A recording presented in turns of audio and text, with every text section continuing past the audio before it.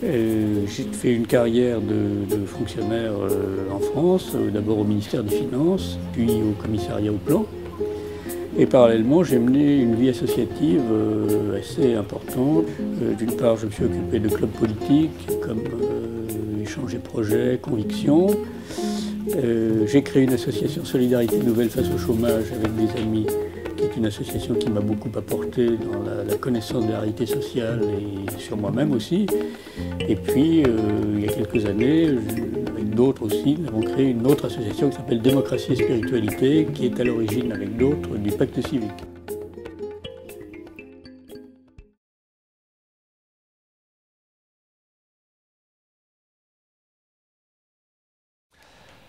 Alors, qu'est-ce que vous entendez par abondance frugale? Deux termes apparemment opposés. Mon expérience m'a fait comprendre peu à peu que si on veut bien comprendre la réalité, on a intérêt à l'analyser à partir de deux termes, peut-être même plus parfois, parce que la réalité est complexe, ambiguë, ambivalente, contradictoire, et quand on essaie de l'enfermer dans un seul mot, on crée de la violence sans s'en rendre compte. Et on exclut une partie de la réalité. Donc, ce que je dis là s'applique bien à l'économie. L'économie, le but de l'économie, c'est la bonne gestion des ressources, c'est de lutter contre la pauvreté, de satisfaire ses besoins.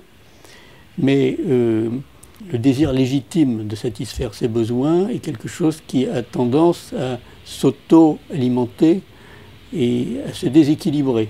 C'est-à-dire l'argent devient un but en soi, la richesse devient un but en soi, non plus pour satisfaire les besoins fondamentaux de l'existence, mais pour paraître aux yeux des autres, pour se donner un sentiment de toute puissance, pour s'égaler à Dieu. Donc il y a une espèce d'idolâtrie à un certain moment du désir économique qui fait qu'il déborde de son champ naturel. Donc l'idée d'abondance est une idée belle, mais ce principe-là, il va provoquer des problèmes à plusieurs niveaux à la fois si on ne le compense pas donc, par un principe de rééquilibre qui sera le principe de frugalité. C'est-à-dire qu'une partie de nous-mêmes va être hypertrophiée par rapport aux autres. Les besoins de l'homme matériel, de l'homme économique vont l'emporter sur deux autres catégories de besoins, qui sont les besoins relationnels, qui fonctionnent plutôt sur la logique du don, et les besoins spirituels, plutôt sur la logique de l'intériorité, du temps long, de la recherche. Ensuite, il y aura un problème vis-à-vis des autres. C'est-à-dire qu'on va courir à la recherche du superflu, du luxe inutile. Je pense qu'on a tous besoin de certaines formes de luxe qui nous sont essentielles. Pour l'un, ça sera du temps libre, pour l'autre, de l'esthétique, pour le troisième, du silence. Mais ce luxe-là, je pense qu'une bonne économie devrait permettre à chacun d'y accéder, ce qui est loin d'être le cas. Par contre, il y a beaucoup de luxes superflus qui sont, au fond, un prélèvement indu sur l'essentiel d'autrui. Et je pense que la grande erreur de l'économie moderne, c'est d'avoir laissé croire qu'en faisant en sorte que chacun court après le superflu, on permette indirectement par raccro à chacun d'accéder à l'essentiel. Ça ne marche pas. La question de la solidarité, le fait que chacun puisse accéder à ce qui est pour lui essentiel, donc qui implique une certaine part de luxe, mais pas tous les luxes, ça passe par un principe de modération, un principe de frugalité, de sobriété qui va permettre d'accepter l'impôt, d'accepter de donner volontairement à des proches qui en ont besoin. Et puis une troisième raison qui est la question de la nature, qui évidemment, elle, prend une importance croissante et qu'on voit bien qu'au fur et à mesure qu'on se développe, on met en cause les équilibres fondamentaux sur lesquels notre propre vie est basée. Et nous sommes en train de saper les bases même de la vie qui nous anime. Donc la question de la généralisation de notre mode de vie, notre consommation énergétique à l'échelle de la planète n'étant pas possible, il nous en faudrait trois, nous n'en avons qu'une, selon la célèbre formule, montre bien que le principe de frugalité doit être mis au même niveau que le principe d'abondance. D'où l'idée d'abondance frugale comme un espèce de concept mobilisateur qui n'est pas une idéologie, qui n'est pas une doctrine, qui n'est pas un système tout fait, qui est à inventer au niveau mondial, au niveau de chaque pays, au niveau de chaque région, au niveau de chaque individu, comme une espèce de principe organisateur. Est-ce que vous pensez que l'humanité est prête à accepter des valeurs et comportements nouveaux?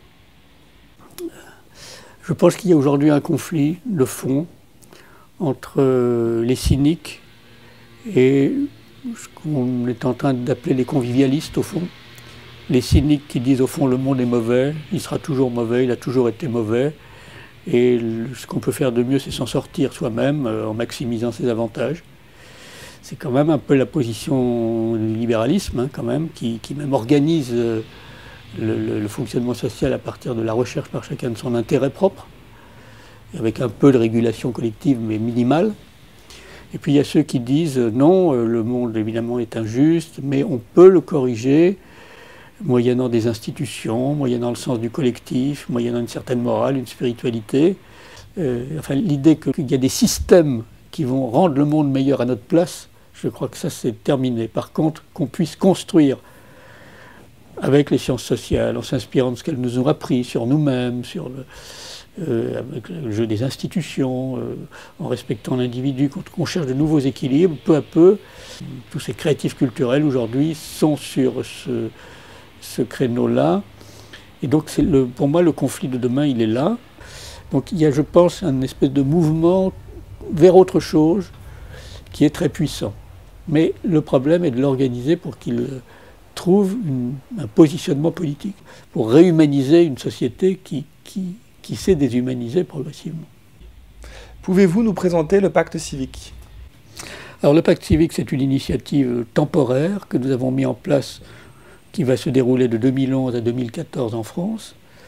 L'idée que nous affrontons une crise systémique, à la fois une crise sociale, une crise du sens, une crise écologique, une crise financière, une crise économique, et qui a besoin d'abord de prendre conscience que cette crise nous appelle à penser, agir, vivre autrement en démocratie, qu'elle nous impose de travailler sur des valeurs un peu nouvelles, valeurs de créativité, mais pas créativité pour gagner plus d'argent, mais pour donner plus de sens, valeurs de sobriété, comme on disait il y a un instant, à la fois pour la planète et pour la justice, valeurs de justice, société inégalitaire, injuste, ressentie comme telle, et donc des valeurs de fraternité, de démocratie, de montée en puissance de la qualité démocratique. Voilà, donc on a 4 valeurs, et donc on a construit à partir de ça une série d'engagements qui s'adressent aux citoyens, aux organisations, entreprises, syndicats, collectivités locales, associations, médias, partis politiques, et puis des engagements de type politique,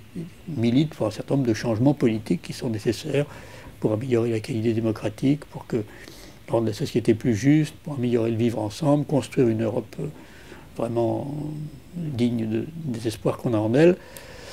Et l'originalité, c'est que ces engagements essaient de faire converger des intentions de changement qui sont à la fois des intentions de changement personnelles, individuelles. Donc on commence par demander à chacun s'il est prêt à changer. Par exemple, premier engagement, prendre des temps de pause pour réfléchir au sens de son action et à l'équilibre de ses responsabilités. Voilà.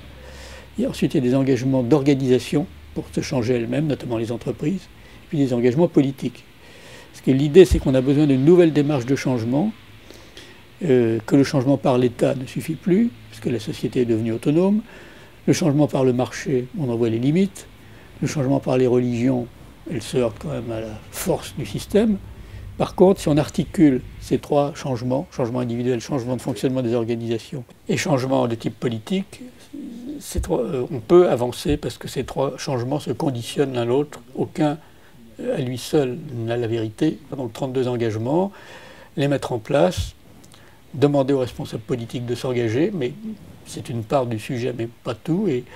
Et ensuite, on a un débat permanent sur les moyens de mise en œuvre de ces engagements. On attend peut-être les grands penseurs qui, pour un certain moment, donneront le cadre qui permettra à chacun de se situer comme ça a été le cas dans le passé, quoi.